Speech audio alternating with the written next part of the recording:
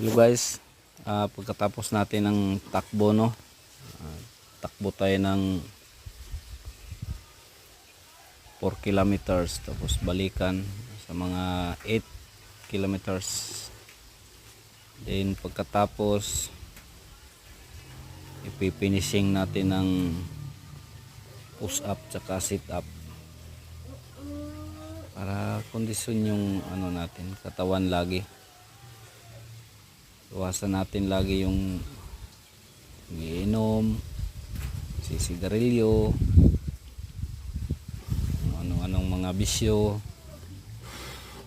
Yan, mag-exercise na lang tayo para sa kalusugan, para sa katawan natin. Lagi tayong healthy dapat. So yan lang, bye bye.